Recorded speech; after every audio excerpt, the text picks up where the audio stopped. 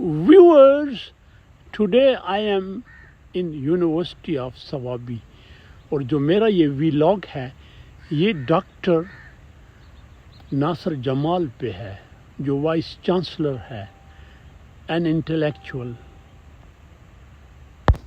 University of Sawabi, a new well established with good architecture university ہے. Admin block.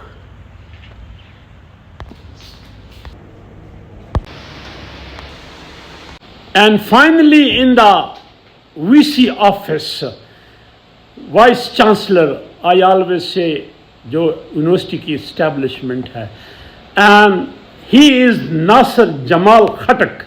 Nasir Sahab, how are you? I'm very well. How are you? Good. Glad to see you. Very nice to meet We you. had been in VC Club when I was VC Gomal and you cast, you know I have my own YouTube channel focusing on education, educationist. Have a seat, Nasir. Thank you. ناصر جمال, آپ مجھ سے 10 سال چھوٹے تھے اور آپ کا ہمارا ایک سینٹیمنٹل رشتہ یہ ہے کہ آپ کا چاچا میرا استاد and a very good teacher, اس نے مجھے گورنمنٹ ڈگری کالج میں پولیٹیکل سائنس پڑھایا تھا. اللہ بلیس ہز سول. سو میرے ویورز کو سر اپنے بارے میں بتائیں. آئی نو اباؤٹ یو, لیکن میرے ویورز ان لا شاید آپ کو نہ جانتے ہوں. Thank you very much for visiting University of Sawabi. We were supposed to have this vlog some time back, but then sometimes you were busy, I was available, and then I was busy if you were available, so we couldn't meet. So I'm happy that finally we are meeting. I mean, I don't know from where I should start. میرے school سے شروع کرتے ہیں. میں اپنے گاؤں کے ایک درخت کے نیچے ہم نے اسکول شروع کیا, اور ٹاٹ کچھ ہوتا تھا کچھ نہیں ہوتا تھا, اور ہمارا یہ خیال تھا جب ہم چھوٹے تھے کہ درخت کے نیچے اس لیے ہم بیٹھتے ہیں کہ یہاں پہ گرمی بہت ہوتی ہے تو چھاؤں میں ہم بیٹھیں گے. لیکن وقت کے ساتھ ساتھ اندازہ ہوا کہ چھاؤں کے ساتھ ساتھ ہمارے جو استاد صاحب تھے وہ درخت سے اسٹک کاٹ کر کے, شاخ کاٹ کے, جی اسٹک ہمیں اسٹوڈنٹس کو مارنے کے لیے. تو کبھی کبھار ہمیں پتہ بھی نہیں ہوتا تھا اور اچانک سے وہ ہم سب کو مارنے لگتے تھے. تو وہ درخت کے نیچے بیٹھنے کا شاید یہ بھی ایک مقصد تھا کہ وہاں پہ اسٹکس بہت اویلیبل تھے, تو وہ ایک اسٹوڈنٹ کو کہہ دیتے تھے کہ اپنے لیے وہاں سے چھڑی کہتے ہیں, اردو کی مجھے پتہ نہیں ہے اس کو اردو میں کیا کہتے ہیں. چھڑی, سوٹی. جی سوٹی. اگر موٹی ہوتی تھی تو سوٹی تھی. اچھا. ہماری بھی ایک مس تھی, مس سوریا, سیکنڈ اسکول میں, بس وہ کہتی تھی موٹی سوٹی لے آؤ. اچھا. تو وہاں سے اسکول شروع کیا. پھر ایک درخت کی بجائے 3 درختوں کے نیچے ہمارا اسکول تھا جب مڈل میں چلے گئے. کچھ سال میں کوہاٹ میں رہا اسکول میں, اور پھر اپنے ہی علاقے کے ایک اور ہائی اسکول سے, گورنمنٹ ہائی اسکول لتمبر سے میں نے میٹرک کیا. ایف ایس سی میں نے گورنمنٹ کالج ڈی خان سے کیا, جہاں میرے ابھی آپ نے ذکر فرمایا میرے چچا صاحب جو تھے وہ وہاں پہ پولیٹیکل سائنس پڑھاتے تھے. بی اے میں نے گورنمنٹ کالج کرک سے کیا, اور ایم اے میں نے یونیورسٹی آف پشاور سے کیا. اور پھر میں نے خوش قسمتی سے بے روزگاری نہیں دیکھی, اور فوراً میری اپائنٹمنٹ ہو گئی تھی یونیورسٹی آف پشاور میں. ایڈ ہاک ہم کہتے تھے اس وقت, اب آج کل کانٹریکٹ کہتے ہیں. تو پھر سن 92 میں میں نے 1988 میں میری جاب شروع ہوئی, اور 1992 میں میری سروسز ریگولر ہو گئیں. اور پھر 94-95 میں میں نے اپلائی کیا فل برائٹ فیلوشپ کے لیے. میں 96 اگست میں چلا گیا U S P H D کے لیے. پھر وہاں یونیورسٹی آف میساچوسیٹس ایمرسٹ میں 4.5 سال میں پی ایچ ڈی کی. اور پھر واپس آیا یونیورسٹی آف پشاور میں 2 سال گزارے، پھر واپس چلا گیا پوسٹ ڈاک کے لیے، اور تب سے میں پھر واپس آیا پوسٹ ڈاک سے، پھر میں یونیورسٹی آف پشاور میں پڑھاتا رہا. اور ڈاکٹر صاحب آئی نو، اور آپ پھر وائس بڑے ینگ ایج میں آپ vice chancellor Kohat university of science and technology, جی and you played your inning well. دیکھو میں 2 ٹائم وی سی رہا ہوں اور ای ڈی رہا ہوں، تو مجھے پتہ ہے کون سا وی سی کتنی اچھی اننگ کھیل رہا ہے، بول نہیں سکتے، but you played your inning at both pitches very well. تو کوہارٹ سے پھر آپ واپس گئے، اینڈ آئی ریممبر پڑھاتے تھے، ایچ او ڈی تھے، تو وی سی شپ کے بعد جب آپ ایچ او ڈی بنے، یہ کیسا لگا؟ میں نے اس وقت کہا تھا یونیورسٹی آف پشاور والوں کی کہ مجھے ایچ او ڈی سے مطلب شوق اتنا نہیں ہے، لیکن لیگل ریکوائرمنٹ یہ تھی کہ اس وقت ہماری ڈپارٹمنٹ میں کوئی اور فل پروفیسر نہیں تھا میرے خیال میں، جہاں تک مجھے یاد ہے. تو اچھا لگا. میں تو ہمیشہ استاد ہونے پہ فخر کیا ہے، اب بھی میں مطلب right. And you have, I heard you have had been a good teacher. Thank you. اور ابھی یہ آپ کا ٹینیور تو ابھی ختم ہونے کو ہے آلموسٹ. تو 2 مہینے کچھ دن رہتے ہیں، اور میں نے ابھی سے department of English university of Peshawar میں کورسز آئیڈینٹیفائی کیے ہیں کہ میں یہ پڑھاؤں گا. تو امید ہے کہ جیسے یہاں پہ وقت ختم ہوگا میں واپس جاؤں گا ڈپارٹمنٹ میں، اور کتاب اٹھا کے پھر کلاس میں، because I love to teach. And I heard you are also a candidate for VC ship جو ایڈورٹائز ہوئی پنجاب میں. جی اللہ کرے آئے پنجاب کی یونیورسٹیاں، پنجاب کی I believe governance is in good hands. اور پختونخوا تو رول گیا، 22 یونیورسٹیوں کے وی سی نہیں ہے یار، بغیر وی سی کیپٹن ہے، کیپٹن آف دا شپ جو ہوتا ہے وہ وی سی ہوتا ہے، اور یہاں وائس چانسلری اڈاکزم چل رہا ہے. ناصر صاحب میرا کوشچن یہ ہے، آپ 2 ٹائمز وی سی رہے، بڑے چیلنجز کیا آپ نے فیل کیے؟ تقریباً ہر اسپیکٹ جو ہوتا ہے یونیورسٹی کا، اس میں پہلے تو اتنے فائنینشیل ایشوز نہیں تھے، کچھ کاسٹ آف لیونگ زیادہ ہوگی جس کی وجہ سے cost of almost every item that we use in university وہ قیمت زیادہ ہوتی گئی، اور اسی حساب سے یونیورسٹیز کے ریونیوز نہیں بڑھے. تو عموماً یہ کہا جاتا ہے کہ یونیورسٹیز میں اوور ہائرنگ ہو جاتی ہے، اوور اسٹافنگ ہو جاتی ہے. میں ذاتی طور پہ یہ سمجھتا ہوں کہ یہ بات درست نہیں ہے.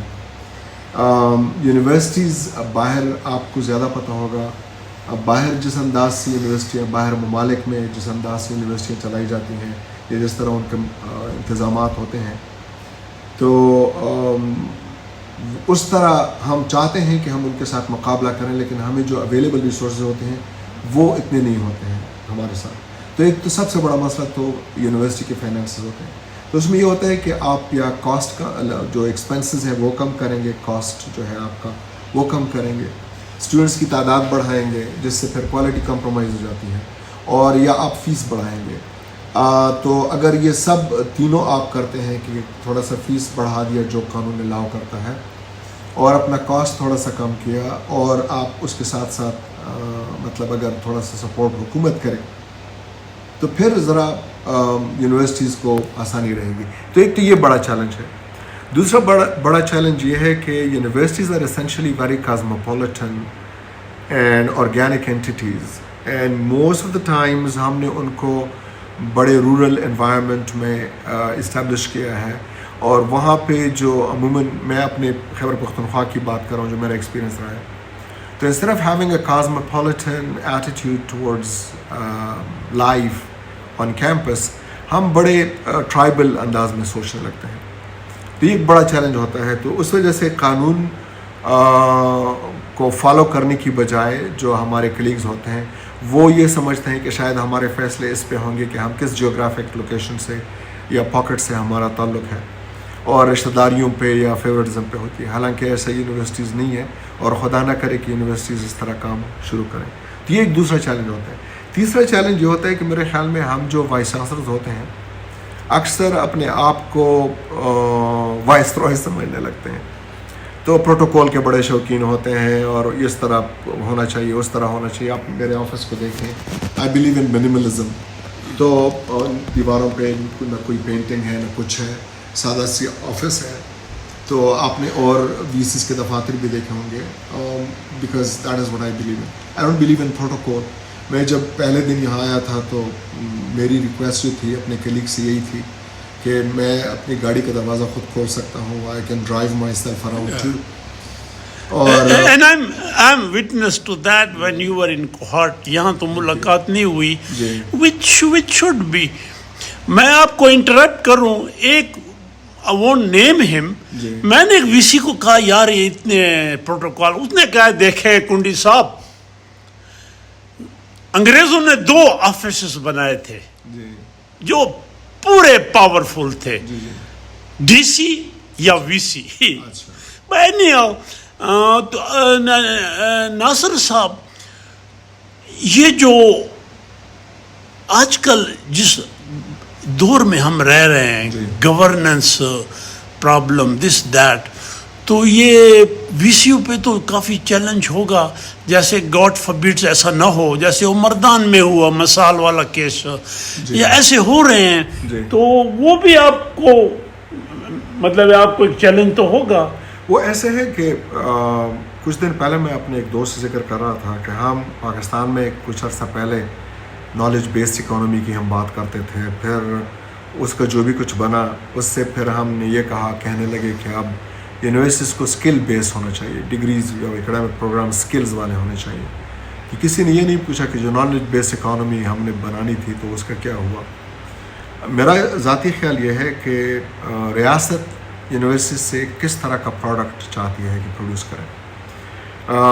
اگر ہم اس پہ توجہ دیں کہ ہم اچھے شہری جو قانون کا احترام کریں, جو میوچول کو ایگزسٹنس پہ یقین رکھتے ہیں, جو ڈیورسٹی کو سیلیبریٹ کرتے ہیں, جو انکلوسیوٹی پہ یقین رکھتے ہیں, جو ڈیموکریٹک پرنسپلز کو فالو کرتے ہیں اور ان پہ یقین رکھتے ہیں, جو کانسٹیٹیوشنلزم کی بات کرتے ہیں, اگر ہم اس طرح کے اسٹوڈنٹس اس پہ فوکس ہو in addition to whatever we impart to them, the education we impart to them. اب مثلاً مجھے جہاں تک علم ہے, میرے خیال میں کبھی بھی یونیورسٹیز کو یہ کلیئر مینڈیٹ نہیں دیا گیا ہے کہ ہم کس طرح کے اسٹوڈنٹس چاہتے ہیں کہ یونیورسٹیز پروڈیوس کریں. تو ہم پڑھا رہے ہیں اور وہ پڑھ رہے ہیں اور وہ ڈگری لے رہے ہیں.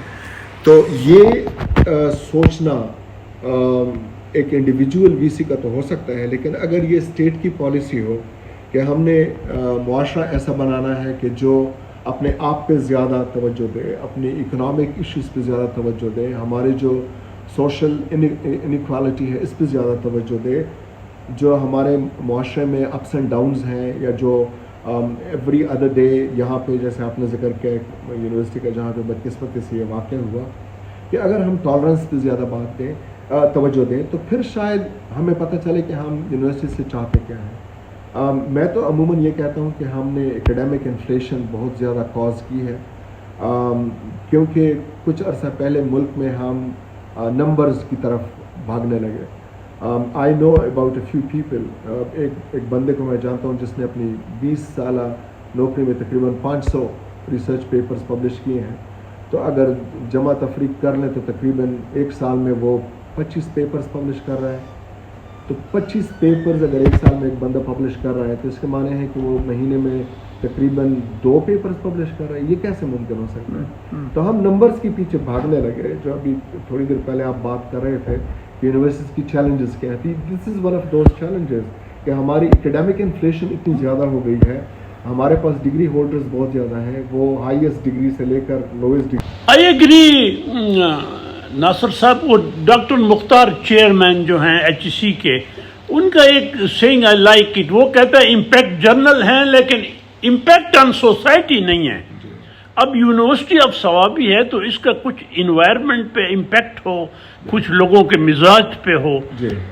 تو آئی ایگری کہ وہ نمبر گیم بہت زیادہ ہو گئی. ڈاکٹر صاحب,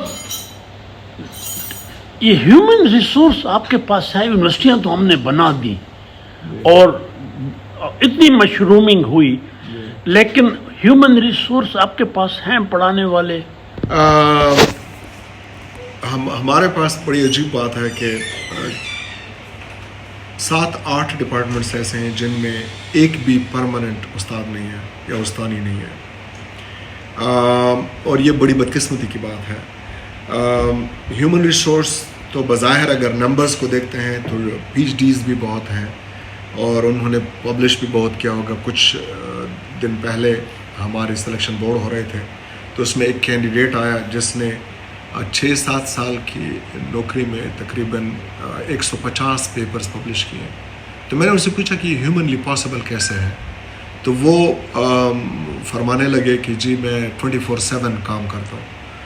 تو ابھی جو آپ کہہ رہے تھے کہ ہمارے پاس جرنلز تو امپیکٹ فیکٹر والے ہیں یا پیپرز بھی امپیکٹ فیکٹر والے پبلش ہو رہے ہیں، لیکن ہمارا امپیکٹ سوسائٹی پہ نہیں ہے.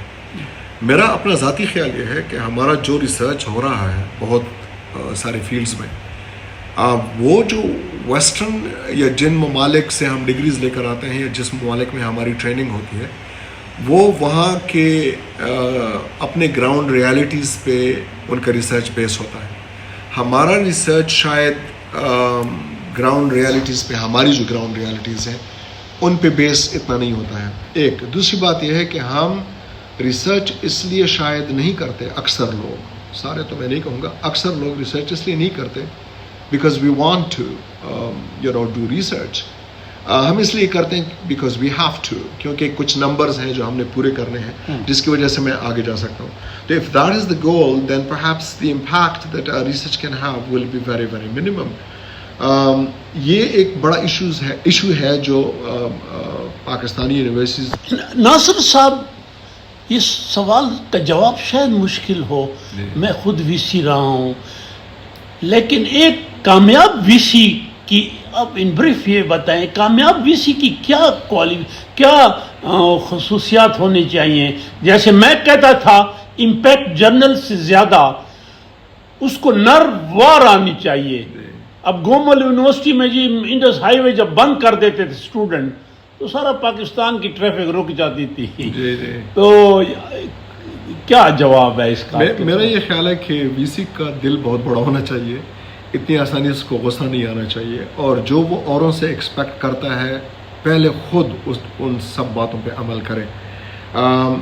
جس قانون کو وہ امپلیمنٹ کرتا ہے اوروں کے لیے، وہ قانون اس کے لیے بھی ہے اور اس کو پہلے اپنے آپ سے شروع کرے.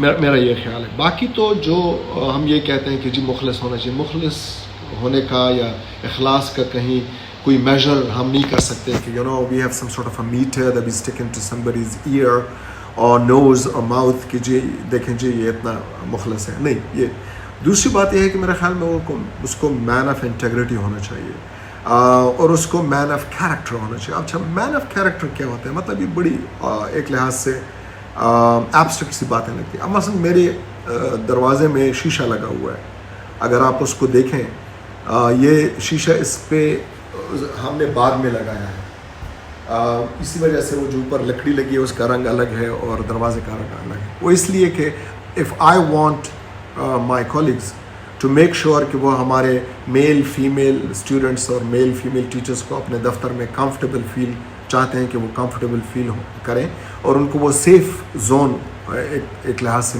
پرووائڈ کریں. تو پھر میں نے اپنے دفتر سے شروع کرنا ہے کہ لوگوں باہر سے دیکھ سکیں کہ میں اندر کیا کر رہا ہوں، میرے ساتھ کون بیٹھا ہے اور کون نہیں بیٹھا ہے. دوسری بات یہ ہے، اسی بات کو آگے بڑھاتی ہے، کہ میں نے اپنے اسٹاف کو یہ کلیئرلی انسٹرکشنز دیے پہلے دن سے کہ کوئی بھی بندہ یہاں پہ آتا ہے یا بندی یہاں پہ آتی ہے تو آپ اکیلے میں کسی سے نہیں ملنا چاہتا، یا وہ اپنا دوست ساتھی اپنے ساتھ لائے یا پھر آپ یہاں پہ بیٹھیں گے. رائٹ. یہ آپ کے بارے میں نے کوہارٹ میں بھی میں سینڈیکیٹ کا ممبر تھا اور آپ میرے سینڈیکیٹ کے ممبر تھے. I noticed. تو یہ ایک ایسی بات ہوتی ہے کہ میرے خیال میں بڑا سبجیکٹیو سا اس کا جواب ہوگا. تو مطلب ناصر صاحب تھوڑا پرسنل کوشچن، آپ لنچ بالکل نہیں کرتے تھے. آئی ریممبر، حالانکہ آئی اوائڈ لنچ لیکن گئے کر لیتا ہوں. آپ بالکل، تو یہ آپ کی بچپن سے روٹین ہے؟ تقریباً اسی طرح ہے. I eat to live. And that's why مطلب you look smart. Finally یہ ہے کہ یہ آپ کو फाउंटेन पेन्स आपके पास बड़े थे, एक दिन आपने कहा मैं बड़े कोई, तो ये बचपन से ये शौक था? बिल्कुल, बल्कि आपके हाथ में एक है भी, पता नहीं कौन क्या है ये। आज मैं इसे इस्तेमाल कर रहा हूँ ये fountain pens. I love fountain pens. और कितने हैं आपके पास? तकरीबन 150 के करीब है। 150, गुड। और जो मतलब है ले मैन क्वेश्चन, सबसे एक्सपेंसिव कितने का होगा? ये तो बड़ा अजीब सा सवाल है, लेकिन ऐसे है कि मेरे ख्याल में तकरीबन $800-900। $900, माय गॉड। और उसके अलावा, लेकिन ये आई नो आपको बड़ा शौक है, तो ये जो आपके हाथ में क्या नाम है इसका? हमारे वक्त में तो डॉलर थे या पार्कर थे। नहीं, ये लियोनार्डो है, इटली का बना हुआ है। थैंक यू नासिर साहब। इन द एंड मैं जब कि हमारे यंग जनरेशन को आउट ऑफ योर एक्सपीरियंस क्या एडवाइस करेंगे? They should take pride in what they are and who they are. हम अपने आप को देखने की बजाय औरों को या अपने आप से दूर बहुत देखते हैं। तो I personally believe that if we take pride in who we are and however we are, क्योंकि किसी का अच्छा होना या किसी का अमीर होना या गरीब होना ये बड़ी relative चीज़ें हैं। If I'm aware of where I stand, मुझे अपना गांव, अपना कल्चर, अपनी ज़ुबान, अपने लोग, we should take pride in them. और मेरे ख्याल में इसके बगैर मैं कुछ भी करूं, अगर मैं अपने आप को या अपने लोगों को या अपने कल्चर को या अपनी ज़ुबान को या अपने गांव को और लोगों से और ज़ुबानों से और कल्चर से और देहातों से या सिटीज़ से कम समझता हूँ, तो I don't think that I'm a very good person. So for me to be able to be a good person, I need to take pride in myself. And that is one thing that I think is utterly lacking in our youth these days. हम बाहर बहुत देखते हैं, अपने आप से दूर बहुत देखते हैं, अपने आप को नहीं देखते, अपने दिल के अंदर नहीं देखते हैं। So मेरे पास तो नसीहत कुछ नहीं है, लेकिन यह है कि अगर मैंने और दुनिया को के बारे में जानना है तो पहले मुझे अपने आप के बारे में जानना चाहिए। Great. So I'm obliged and nice meeting you over vlog and cup of tea. Thank you. और वो मेरी एक दुआ है कि never be SSS, वो SSS से मशहूर है, sad, sick and slacker. Thank you dear. Thank you very much.